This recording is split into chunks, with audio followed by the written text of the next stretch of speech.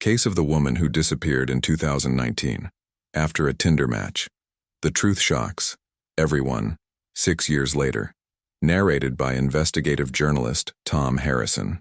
Good evening, I'm Tom Harrison, and tonight I bring you a story that will challenge everything you think you know about modern dating, family bonds, and the power of hope.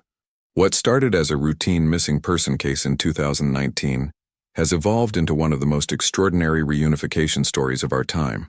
This is the case of Sarah Martinez, a 28-year-old marketing professional who vanished after a Tinder date, and her father Miguel, whose desperate search led him down an unthinkable path 6 years later.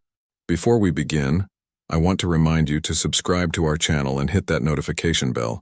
These real-life stories deserve to be shared, and your support helps us continue bringing you the truth behind the headlines that shaped our world. Chapter 1. The Last Message. The story begins on a crisp October evening in 2019. Sarah Martinez, a vibrant 28-year-old marketing coordinator from Austin, Texas, was preparing for what she hoped would be a promising first date. Like millions of young adults, Sarah had turned to Tinder to find connection in an increasingly digital world. Her profile painted the picture of a woman full of life: hiking photos from Colorado, snapshots with friends at local festivals, and a warm smile that radiated genuine happiness. Sarah lived in a cozy downtown apartment, just blocks from the marketing firm where she'd worked for 3 years. Her colleagues described her as reliable, creative, and someone who never missed a deadline. She had built a comfortable life for herself, though those closest to her knew she sometimes felt lonely in the bustling city. On October 15, 2019, Sarah matched with someone on Tinder who went by the name David Chen. His profile seemed genuine enough: professional photos, a bio mentioning his work in tech consulting, and shared interests in outdoor activities and live music. After a week of messaging, they agreed to meet at Meridian Park, a popular outdoor space known for its food trucks and evening atmosphere. Sarah's roommate, Jennifer Walsh, was the last person to see her that evening. Sarah was excited but nervous, Jennifer would later tell police. She spent extra time picking out her outfit, that blue sundress she loved so much. She kept checking her phone, making sure her hair looked right. It was sweet, really. She hadn't been on a date in months. At 6:47 p.m., Sarah sent her final text message to Jennifer. "Just arrived at the park. He seems nice. We'll call you later tonight." That message, preserved in phone records, would become the last confirmed communication anyone would have with Sarah Martinez. The date was supposed to last a few hours at most. When Sarah hadn't returned by midnight, Jennifer initially wasn't worried. Perhaps the evening was going well. But when morning came and Sarah's bed remained untouched, when her phone went straight to voicemail, Jennifer knew something was terribly wrong. Chapter 2. The investigation begins.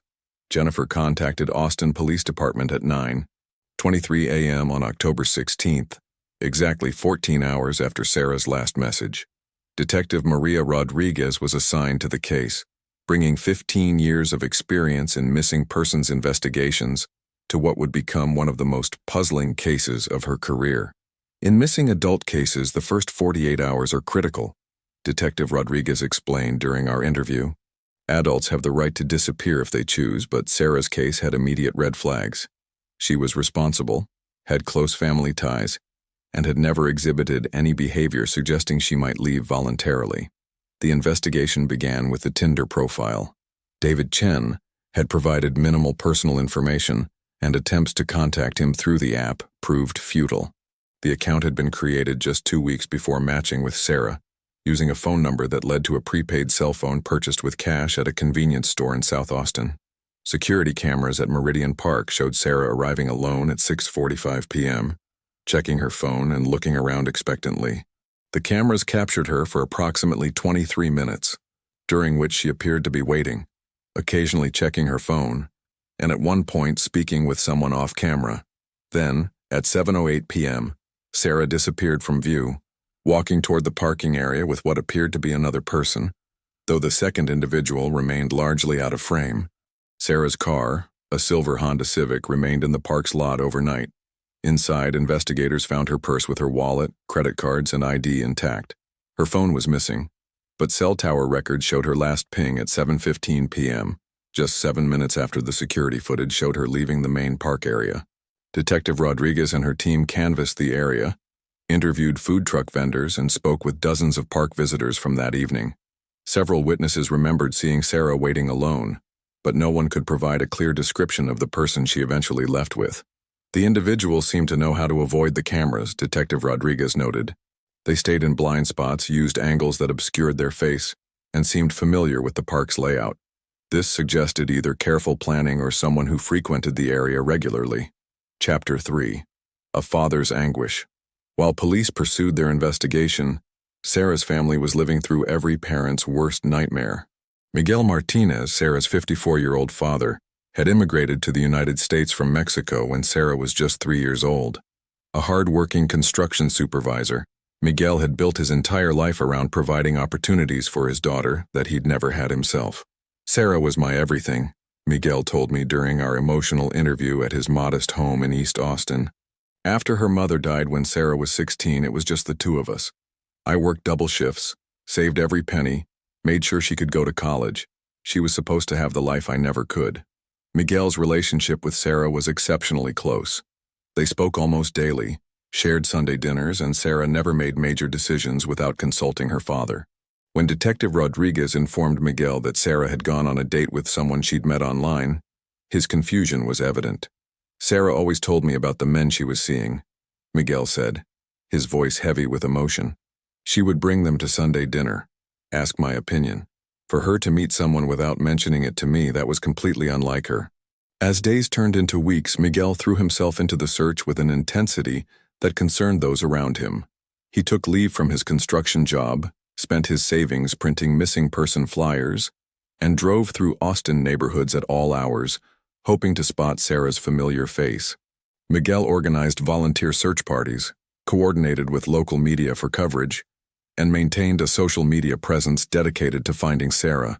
His dedication was unwavering, but the emotional toll was severe.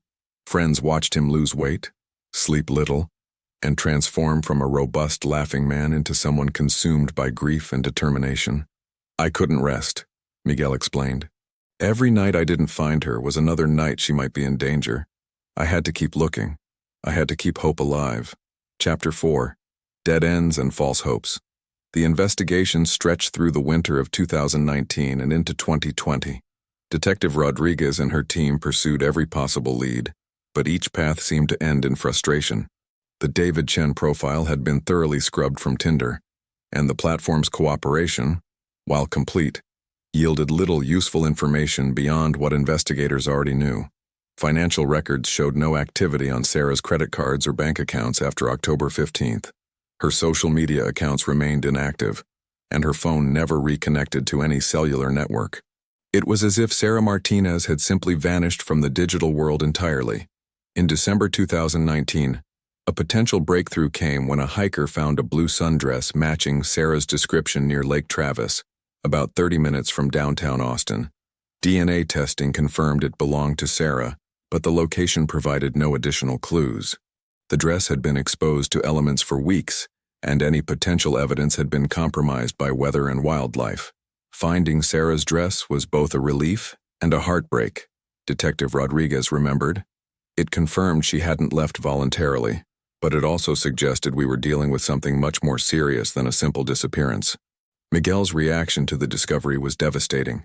For months he had clung to the possibility that Sarah had chosen to start a new life somewhere else, perhaps overwhelmed by work or personal pressures. The dress shattered that hope while simultaneously strengthening his resolve to find answers. Throughout 2020, tips continued to come in. Sarah's case was featured on local news programs, shared on social media, and included in missing person databases. Each potential sighting was investigated thoroughly, but none led to Sarah. A waitress in San Antonio thought she'd served Sarah in November 2019. A gas station attendant in Houston was certain he'd seen her in February 2020. Every lead was pursued, every tip investigated, but Sarah remained missing. The COVID-19 pandemic added another layer of complexity to the search. Resources were stretched thin. Social distancing made traditional investigative work more difficult, and Miguel's volunteer search efforts had to be suspended for months. Chapter 5. The Cold Case Years. By 2021, Sarah's case had officially become a cold case. Detective Rodriguez was promoted to sergeant and assigned to a new division, though she continued to review Sarah's file regularly. Miguel's daily searches became weekly, then monthly, but his determination never wavered. "I understand that police have many cases," Miguel said, "but Sarah is my only case. I will never stop looking for her." During this period, Miguel began exploring alternative methods of investigation. He taught himself to use social media more effectively, joined online communities dedicated to finding missing persons, and even hired a private investigator for several months until his savings ran out. The private investigator, Rebecca Thompson, brought fresh eyes to the case. Miguel was incredibly thorough in documenting everything, Thompson told me.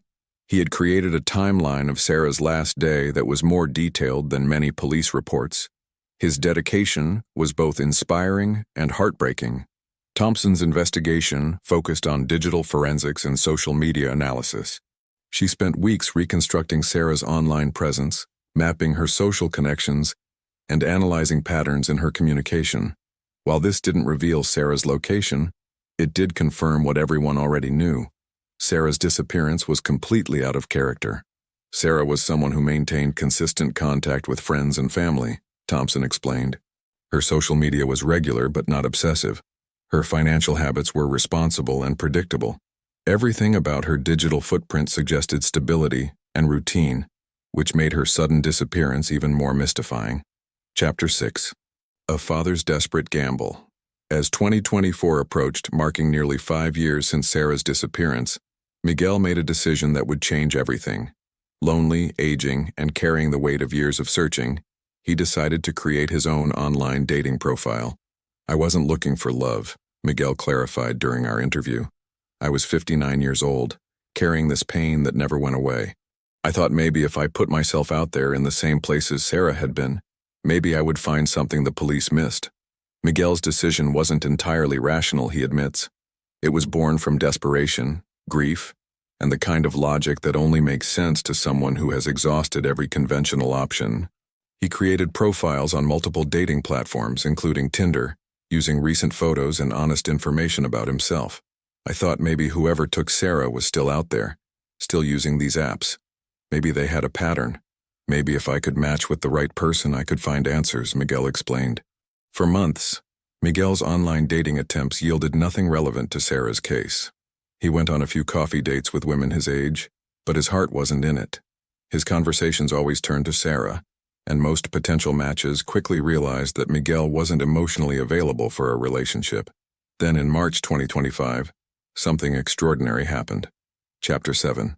The impossible match. Miguel was scrolling through potential matches on his phone, a routine he'd developed during his lunch breaks, when a profile caught his attention. The photos showed a young woman in her early 30s with long dark hair, a bright smile, and eyes that seemed hauntingly familiar. The profile name was Maria Santos, and she claimed to be 32 years old, working as a teacher in San Antonio. But as Miguel stared at the photos, his hands began to tremble. The woman looked remarkably like Sarah, but older, with slight differences that could be explained by 6 years of aging. My heart stopped, Miguel remembered. I must have stared at that screen for 20 minutes. The eyes, the way she smiled, even the way she held her head in photos. It all reminded me of Sarah. Miguel's first instinct was to call Detective Rodriguez, but she had retired the previous year. His second instinct was to call the police, but he realized how his story would sound. A grieving father claiming to have found his missing daughter on a dating app 6 years later. Instead, Miguel decided to proceed carefully. He super-liked Maria's profile and waited. Within hours, they had matched, and Maria sent the first message. "Hi, your profile seems interesting. Tell me more about yourself." The conversation that followed was surreal for Miguel. Maria claimed to be an elementary school teacher who had recently moved to San Antonio from up north. She said she was looking for something serious, maybe even marriage. Her messages were friendly, but contained small details that made Miguel's heart race. She mentioned loving hiking, just as Sarah had. She talked about her favorite Mexican restaurant in Austin, a place where Miguel had taken Sarah countless times. Most significantly, she used phrases and expressions that were distinctly similar to Sarah's way of speaking. "I was torn between hope and terror," Miguel said. "Part of me wanted to believe I had found Sarah. Part of me was terrified of what it might mean if I had." Chapter 8. The investigation deepens. Rather than rushing into a meeting, Miguel decided to conduct his own careful investigation. Over the course of several weeks, he engaged Maria in increasingly detailed conversations, always probing for information while trying not to seem suspicious. Maria claimed to have grown up in Minnesota, but she seemed to know Austin geography better than she should. When Miguel mentioned specific locations, she responded with familiarity that didn't match her claimed background. She said her parents had died in a car accident when she was young, leaving her with no close family, a story that could explain why no one had been looking for her. Miguel began taking screenshots of every conversation, documenting every detail that seemed suspicious or familiar. He also started researching Maria's claimed background, using online tools and public records searches. What he found was disturbing. There was no record of Maria Santos matching her description in the San Antonio school district. The address she claimed to live at was a vacant lot. The phone number connected to her profile led to another prepaid phone purchased with cash. Most significantly, reverse image searches of Maria's profile photos yielded no results, suggesting they were either completely original or had been carefully edited. But facial recognition software that Miguel found online suggested a strong similarity to Sarah's features. "I realized I might be looking at my daughter, but changed somehow," Miguel said. "Different hair, different style, maybe even different name and identity. But the face, the expressions, the way she wrote, it was too similar to be coincidence." Miguel made the decision to arrange a meeting, but he didn't intend to go alone. Chapter 9. Backup and Preparation. Miguel reached out to Rebecca Thompson, the private investigator who had worked Sarah's case years earlier. When he explained his discovery, Thompson's initial reaction was skeptical but concerned. Miguel had been through so much, Thompson explained. "I was worried he might be seeing Sarah in anyone who resembled her. But when he showed me the conversations and photos, I had to admit there were some remarkable similarities." Thompson agreed to help Miguel investigate further before any meeting. She ran her own analysis of the photos, conducted background searches, and even arranged for a cybersecurity expert to examine the digital evidence. "What we found was fascinating and disturbing," Thompson said. "Maria's digital footprint was almost non-existent before 2024, which is highly unusual for someone claiming to be 32 years old. Most people that age have years of social media history, school records, employment history. Maria had none of that." Thompson also noticed that Maria's writing style, when analyzed through linguistic software, showed patterns remarkably similar to Sarah's old social media posts and text messages that Miguel had preserved. The vocabulary choices, sentence structure, even the frequency of certain phrases were statistically similar to Sarah's communication patterns from 2019, Thompson explained. It could be coincidence, but the probability was extremely low. Miguel and Thompson developed a careful plan for the meeting. They would suggest meeting at a public place that had security cameras. Thompson would be present but hidden, and Miguel would wear a discreet recording device. They also alerted current Austin Police Department investigators to their plan. Detective James Wilson, who had inherited Sarah's cold case, was initially skeptical, but agreed to have officers in the area during the planned meeting. "Missing persons cases can drive families to see hope where none exists," Detective Wilson explained. "But Miguel's documentation was thorough enough that we felt obligated to take his concerns seriously." Chapter 10. The Meeting. The meeting was arranged for a Saturday afternoon at Zilker Park, the same area of Austin where Sarah had lived and worked. Miguel suggested meeting by the Barton Springs pool area, a location with multiple exit routes and good security coverage. As Miguel waited at the designated meeting spot, his emotions ranged from terror to hope to disbelief. Thompson was positioned nearby, and police units were staged in the area, though not obviously present. At exactly 2 p.m., a young woman approached Miguel. She was tall, slender, with long dark hair and was wearing casual clothes, jeans and a light blue top. As she got closer, Miguel's heart began pounding. "Miguel?" she asked, her voice carrying a slight nervous tremor. "Maria?" he responded, studying her face intently. What happened next was captured on Thompson's long-distance camera and would later be analyzed frame by frame. The woman looked directly at Miguel, and her expression changed from nervous anticipation to what can only be described as shocked recognition. "Oh my God," she whispered, taking a step backward. Miguel stepped forward, his voice breaking with emotion. Sarah, is that you?" The woman's reaction was immediate and overwhelming. She began crying, shaking her head and saying, "I'm sorry, I'm so sorry," repeatedly. I can't, this isn't supposed to happen," she said through tears. Miguel approached slowly, speaking in both English and Spanish, using pet names he had called Sarah since childhood. The woman's responses became more emotional, more familiar, until she finally looked up at Miguel with eyes he had memorized 34 years earlier. "Papa," she whispered. That single word, spoken in the exact tone and accent Sarah had used since childhood, confirmed what Miguel's heart already knew. After 6 years, he had found his daughter. Chapter 11. The Reunion and Revelation. What followed was perhaps the most emotional reunion ever captured during a missing persons investigation. Sarah collapsed into Miguel's arms, both of them crying uncontrollably, as Thompson documented the moment from a distance. "I thought you were dead," Miguel kept repeating in Spanish. "I thought I had lost you forever." Sarah's response was a mixture of relief, shame, and fear. "I wanted to come home," she said. "I've wanted to come home every day for 6 years." Detective Wilson and his partner approached carefully, not wanting to interrupt the reunion, but needing to understand what they were witnessing. Sarah's reaction to seeing police officers was immediate fear, but Miguel calmed her, explaining that everyone just wanted to help. The initial conversation revealed the outlines of an incredible story. Sarah had not been harmed in the traditional sense, but she had been held against her will through a combination of psychological manipulation, isolation, and threats. She had been living under a false identity, carefully constructed and maintained by someone who had spent years planning her disappearance. "I tried to leave so many times," Sarah explained through tears, "but he convinced me that you had given up looking, that everyone thought I was dead, that coming back would only cause more pain." The he Sarah referred to was the person behind the David Chen profile, someone who had spent months studying Sarah's online presence, learning her habits, and planning an elaborate psychological trap. But perhaps the most shocking revelation was still to come. Chapter 12. The truth behind the disappearance. Over the following days, as Sarah underwent medical and psychological evaluation and worked with investigators, the full scope of her disappearance became clear. The person who had taken Sarah was not a stranger, but someone who had been obsessed with her for years. Marcus Webb had worked at the same marketing firm as Sarah, though in a different department.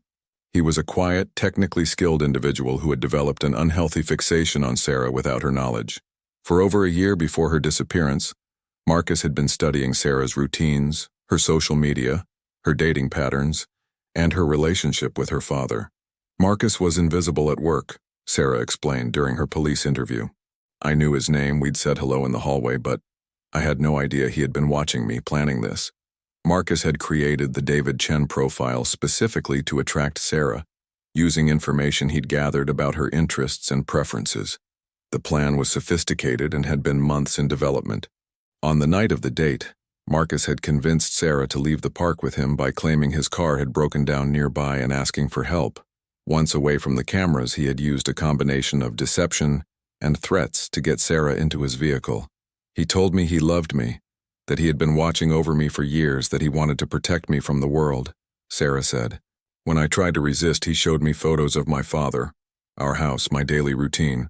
He said he would hurt Papa if I didn't cooperate." Chapter 13. 6 years of captivity. What Marcus called protection, law enforcement and psychologists recognized as sophisticated psychological abuse and imprisonment. Sarah had been held at a remote cabin property that Marcus had purchased under a false name in rural Texas, about 2 hours from Austin. "It wasn't like being locked in a basement," Sarah explained. "Marcus had created this fantasy where we were a couple living off the grid. He had convinced himself that I would eventually fall in love with him if he just gave me enough time." The property was isolated with no nearby neighbors and limited cell phone coverage. Sarah was not physically restrained most of the time, but Marcus had made it clear that any attempt to escape would result in harm to her father. "He showed me newspaper articles about Papa looking for me," Sarah said. "He would say things like, 'Your father is getting older, more fragile. It would be such a shame if something happened to him while he was out searching for you.' Marcus had also convinced Sarah that she was legally dead, that her disappearance had been ruled a homicide, and that returning would only cause legal problems for everyone involved.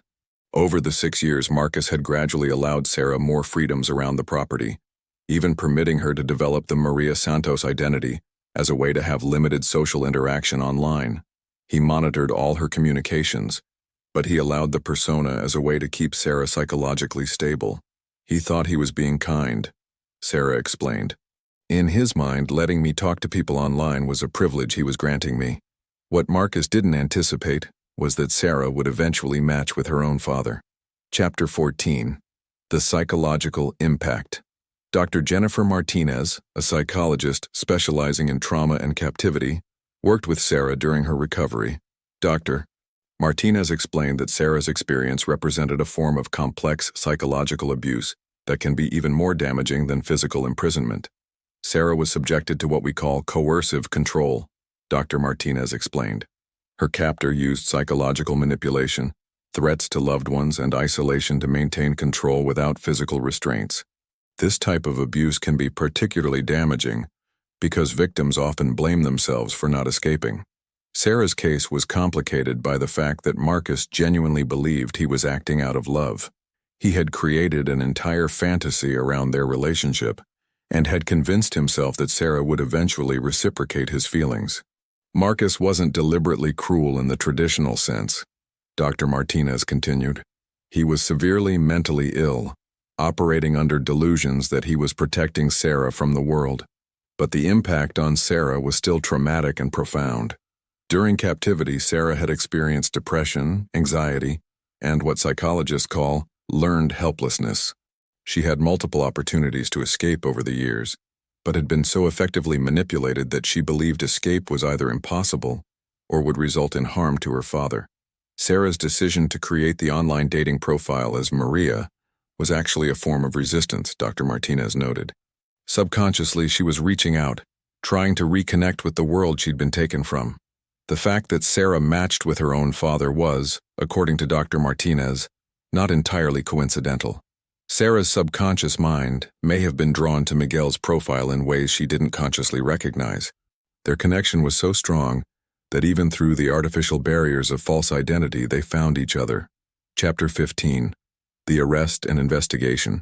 While Sarah was reuniting with her father and beginning her recovery, law enforcement was working to locate and arrest Marcus Webb. The cabin where Sarah had been held was discovered within 48 hours of her recovery, but Marcus had fled. Detective Wilson coordinated with federal authorities as the case now involved kidnapping across state lines and potentially federal charges. Marcus's background revealed a pattern of concerning behavior that had escalated over years. Marcus had a history of stalking behaviors, though nothing that had risen to the level of criminal charges, Detective Wilson explained. Co-workers at the marketing firm described him as someone who seemed to know too much about everyone's personal lives. Marcus had used his technical skills to hack into Sarah's social media accounts, email, and even her phone records before her disappearance. He had spent months creating detailed profiles of her habits, preferences, and relationships. The level of planning was extraordinary, Detective Wilson said. Marcus had created multiple false identities, purchased property under assumed names, and had been preparing for Sarah's abduction for over a year. Marcus was arrested 3 days later at a bus station in Oklahoma, apparently attempting to flee to Mexico.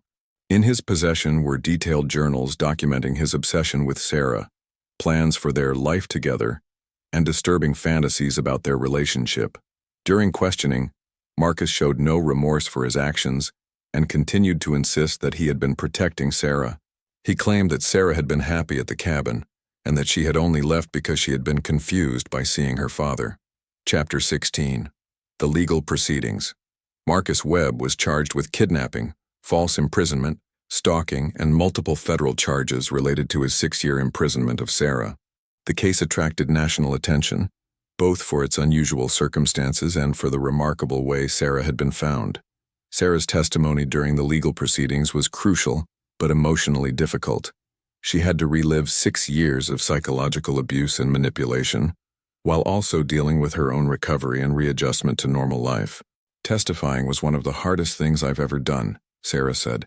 But I knew I had to do it not just for me but for any other women Marcus might have targeted. The legal proceedings revealed the full extent of Marcus's planning and manipulation. Evidence included thousands of photos he had taken of Sarah without her knowledge before her disappearance, detailed maps of her daily routines, and psychological profiles he had created to better manipulate her during captivity. Mental health experts testified about Marcus's condition, describing him as suffering from erotomania, a delusional disorder where the sufferer believes someone is in love with them despite clear evidence to the contrary. Marcus had created an entire fantasy world where Sarah loved him, explained Dr. Robert Chen, a forensic psychiatrologist who evaluated Marcus. He was completely unable to accept that Sarah's compliance during captivity was due to fear and manipulation, rather than affection. Marcus was ultimately sentenced to life in prison without the possibility of parole. The judge noted that while Marcus's mental illness was a mitigating factor, the sophisticated planning and years-long nature of his crimes warranted the maximum penalty. Chapter 17. Recovery and Healing. Sarah's return to normal life was a gradual process that required significant support from family, friends, and mental health professionals. After 6 years of isolation and manipulation, even simple activities like grocery shopping or driving a car required adjustment. Everything felt overwhelming at first, Sarah explained. I had missed 6 years of technological changes, social changes, even changes in my hometown. It was like being transported to a different world. Miguel took leave from work to help Sarah readjust. Their relationship, already close before her disappearance, became even stronger through the recovery process. I had dreamed of having my daughter back for 6 years, Miguel said, but I never anticipated how much work it would be to help her heal. Sarah was brave, but she needed time to remember who she had been before Marcus took her. Sarah worked intensively with Dr. Martinez and other specialists to address the psychological trauma of her captivity. She attended therapy multiple times per week, participated in support groups for survivors of long-term abuse, and slowly began the process of reclaiming her identity. Recovery isn't linear, Dr. Martinez explained. Sarah had good days and difficult days. She had to rebuild her sense of self, her trust in others, and her confidence in her own judgment. One of the most challenging aspects of Sarah's recovery was dealing with public attention. Her story had attracted national media coverage, and she struggled with being known as the woman who found her father on Tinder. I didn't want to be defined by what happened to me, Sarah said. I wanted people to know that I was more than just a victim. Chapter 18. The broader impact. Sarah's case had implications that extended far beyond her personal story. Law enforcement agencies began reviewing their protocols for missing adults, particularly cases involving online dating and social media.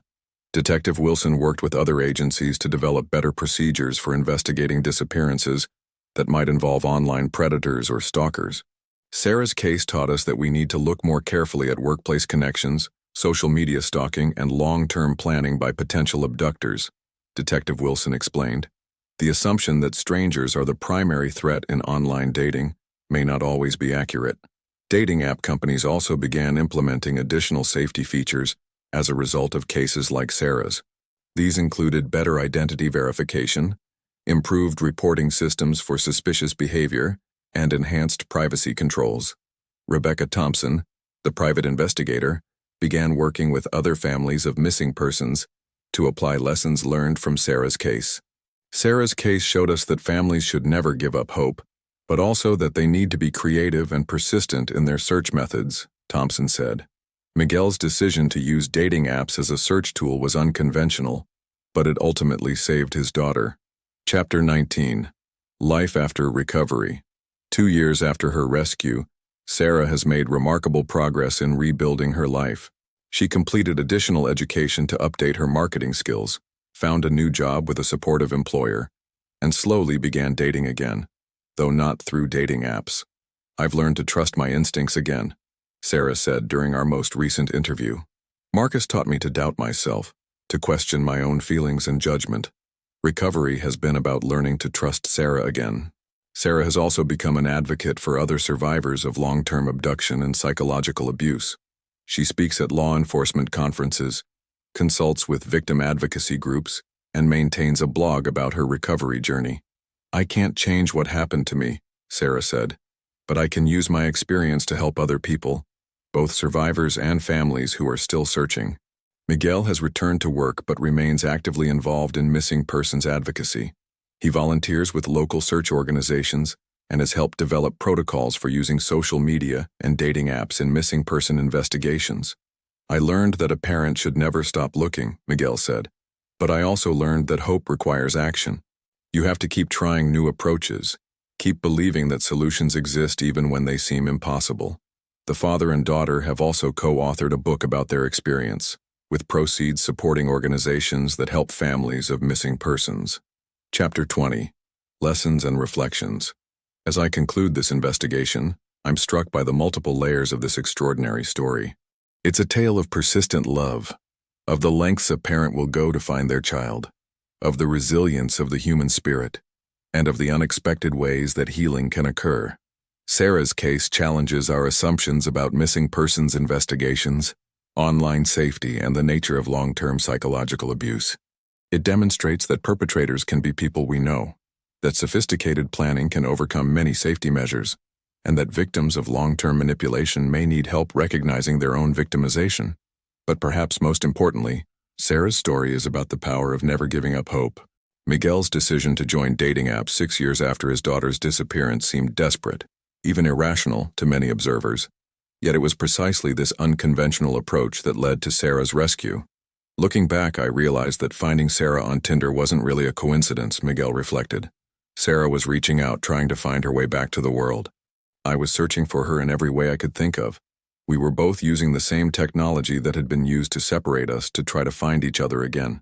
Dr. Martinez notes that Sarah's case provides valuable insights into the psychology of survival and recovery. Sarah maintained her core identity throughout 6 years of manipulation and control, Dr. Martinez observed. Her decision to create the Maria Santos persona showed that she never completely accepted Marcus's version of reality. Part of her was always trying to find a way home. The case also highlights the importance of community support in both searching for missing persons and supporting their recovery. Miguel's volunteer search teams, the advocates who helped publicize Sarah's case, the law enforcement officers who never completely closed the file, and the mental health professionals who supported her recovery all played crucial roles in this story.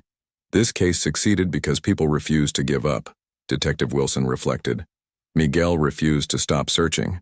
Sarah refused to stop hoping. And when the opportunity came, they were both ready to recognize each other despite years of separation and deception. Epilogue. Moving forward.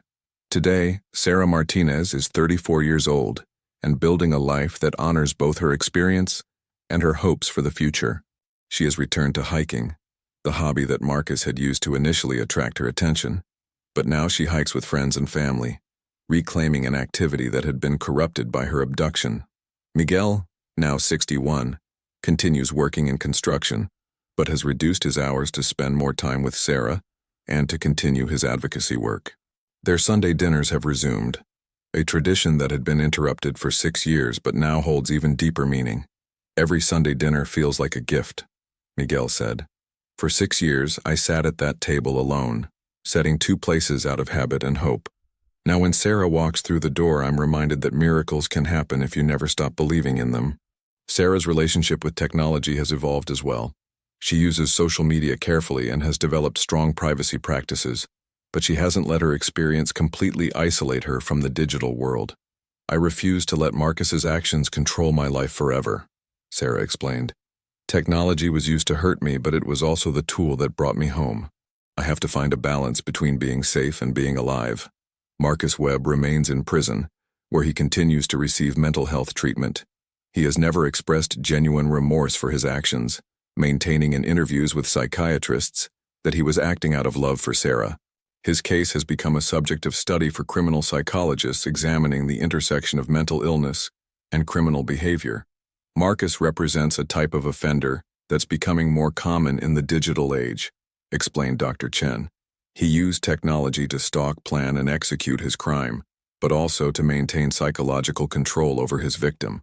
Understanding cases like his is crucial for preventing similar crimes. The cabin where Sarah was held has been demolished, but the property has been purchased by a victim advocacy organization that plans to build a retreat center for survivors of long-term abuse. Sarah was consulted on the plans and supports the transformation of a place of trauma into one of healing. I like the idea that other survivors might find peace where I found only pain for so many years, Sarah said. It feels like completing a circle, turning something destructive into something constructive. The marketing firm where both Sarah and Marcus had worked has implemented new policies regarding workplace harassment and stalking behaviors. They've also established a scholarship in Sarah's name for students studying criminal justice and victim advocacy. We realized that we had missed warning signs, explained the firm's HR director. Marcus's behavior in retrospect showed patterns that we should have recognized. We've learned to take workplace boundary issues more seriously. The ripple effects. Sarah's story has influenced missing person investigations across the country.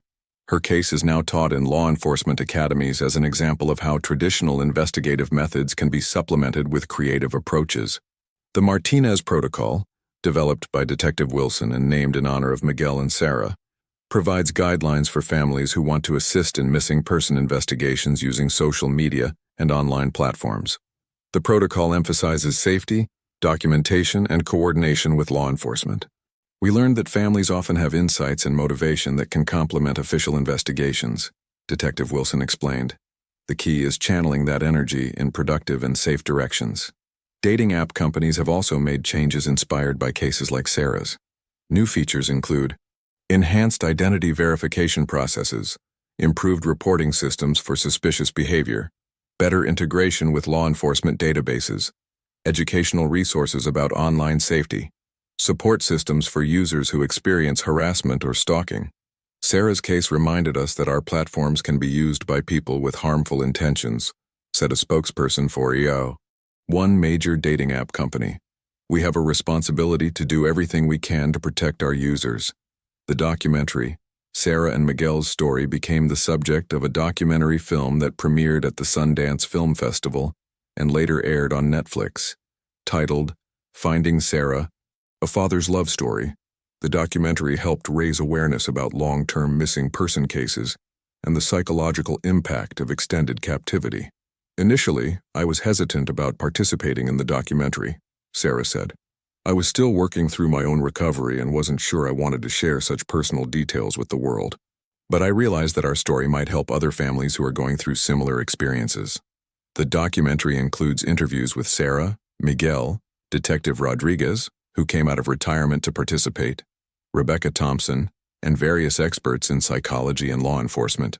It carefully avoids sensationalizing Sarah's experience while highlighting the strength and determination that led to her rescue. The documentary team was very respectful of Sarah's boundaries, Miguel noted. They understood that this was first and foremost a story about family, love, and never giving up hope. The film has been used as an educational tool by victim advocacy organizations and has helped generate funding for missing person investigations and survivor support services. Sarah's new mission today: Sarah works as a victim advocate with the Texas Attorney General's office, specializing in cases involving long-term missing persons and psychological abuse. Her unique experience provides her with insights that help both law enforcement and other survivors. Sarah has an ability to connect with victims that comes from her own experience, said her supervisor. She can spot signs of psychological manipulation and coercive control that others might miss. Her work has been invaluable in helping other survivors. Sarah has also become a frequent speaker at conferences and events focused on missing persons issues. Her presentations focus on the survivor's perspective and the long-term impacts of psychological abuse. I try to help people understand that recovery is possible, but it takes time and support, Sarah explained. I also want families of missing persons to know that they should never give up hope, even when cases go cold. My father found me after 6 years using a method that no one would have predicted. In 2025, Sarah enrolled in graduate school to pursue a master's degree in social work, with a focus on trauma and recovery. She plans to eventually open her own practice specializing in survivors of long-term abuse and captivity. My experience with Marcus was horrible, but it also gave me insights that I can use to help other people, Sarah said. If I can help even one person recover from similar trauma, then something good will have come from those 6 years. Miguel's advocacy work. Miguel has become a prominent advocate for families of missing persons, particularly those from immigrant and minority communities. He recognized that his own background as an immigrant had initially made him hesitant to push too hard with law enforcement. and he works to ensure other families don't face similar barriers. I was afraid that if I demanded too much, they would stop looking for Sarah, Miguel explained. I realize now that I had every right to demand answers, to push for more resources, to make noise until someone listened. Miguel volunteers with several organizations that support families of missing persons. He helps navigate the law enforcement system, provides emotional support to other parents, and advocates for policy changes that would improve missing person investigations. Miguel brings a unique perspective because he lived through the search and found success, said the director of one advocacy organization. Other parents listen to him because he's been where they are, and he gives them hope because of how his story ended. Miguel has also worked with legislators to improve funding for missing person investigations and to extend the statute of limitations for certain crimes related to abduction and false imprisonment. Sarah's case was solved partly because we got lucky, Miguel said. But other families shouldn't have to depend on luck. We need better resources, better training, and better support for both investigators and families. The ongoing investigation. While Marcus Webb was convicted for Sarah's case, investigators continue to examine whether he might have been involved in other disappearances. His detailed planning and technical skills suggest that Sarah might not have been his only victim. Detective Wilson leads a task force that has reopened several cold cases involving women who disappeared after online dating encounters in Texas and surrounding states between 2015 and 2019. Marcus's methods were sophisticated and had clearly been practiced, Detective Wilson explained. We're looking at cases with similar patterns. Women who disappeared after meeting someone from a dating app, where the online identity couldn't be verified. So far, the investigation has identified 3 other cases that show similarities to Sarah's abduction, though none have been definitively linked to Marcus. The task force continues to analyze digital evidence and interview potential witnesses. Even if we can't prove Marcus was involved in other cases, Sarah's experience has helped us better understand how these crimes can be committed and concealed, Detective Wilson said. That knowledge is helping us solve other cases and prevent future abductions. The science of recognition. Sarah's case has also attracted attention from researchers studying facial recognition, family bonds, and the psychology of identification. The fact that Miguel recognized Sarah despite 6 years of separation and her attempts to alter her appearance has been analyzed by multiple academic teams. Dr. Lisa Park, a researcher at the University of Texas who studies facial recognition, examined photos from Sarah's dating profile and compared them to pictures taken before her disappearance. The changes in Sarah's appearance were significant, Dr. Park explained. She had lost weight, changed her hairstyle, and was 6 years older, but certain facial structures and expressions remained consistent. Miguel's ability to recognize her speaks to the deep psychological connections between parents and children. The research has implications beyond this specific case. Understanding how people recognize faces, especially of family members, after extended separation could help improve missing person investigations and reunification processes. Sarah's case provides a real-world example of how powerful parental recognition can be, Dr. Park noted. It suggests that families might be our best resource for identifying missing persons, even after many years. Technology and safety. The role of technology in both Sarah's abduction and her eventual rescue has sparked discussions about online safety and the responsibility of technology companies to protect their users. Privacy advocates argue that Sarah's case demonstrates the need for stronger identity verification on dating platforms, while others worry that too many restrictions could limit legitimate users' privacy and freedom. It's a delicate balance, explained cybersecurity expert Dr. James Morrison. We want to prevent people like Marcus from creating fake identities to harm others, but we also want to protect legitimate users' privacy and safety. Dating app companies continue to work on solutions that might prevent similar cases. These include AI systems that can detect suspicious behavior patterns, improved photo verification processes, and better integration with law enforcement databases. Sarah's case was a wake-up call for the entire online dating industry, said a technology consultant who works with several major dating platforms. We realized that our responsibility extends beyond just facilitating connections. We need to actively work to prevent our platforms from being used to harm people. The healing process.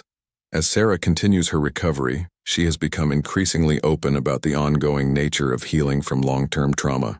Her honesty about the difficulties of recovery has helped other survivors feel less alone in their struggles. Recovery isn't a straight line, Sarah explained during a recent interview.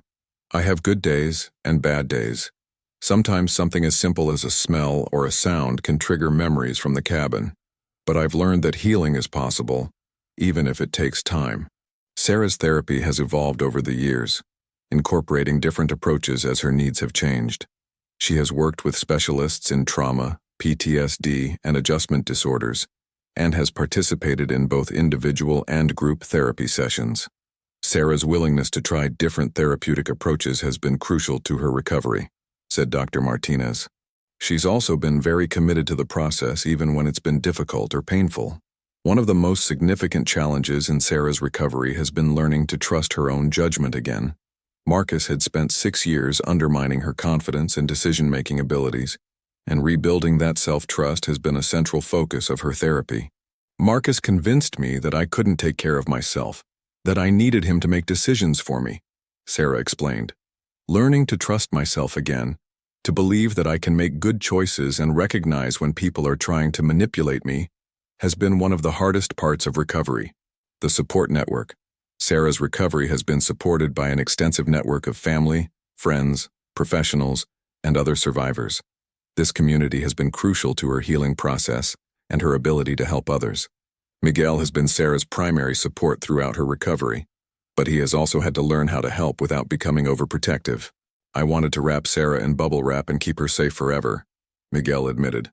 But I realized that overprotecting her would be another form of controlling her choices. I had to learn to support her independence while still being there when she needed me. Sarah has also found support through connections with other survivors of long-term captivity and abuse.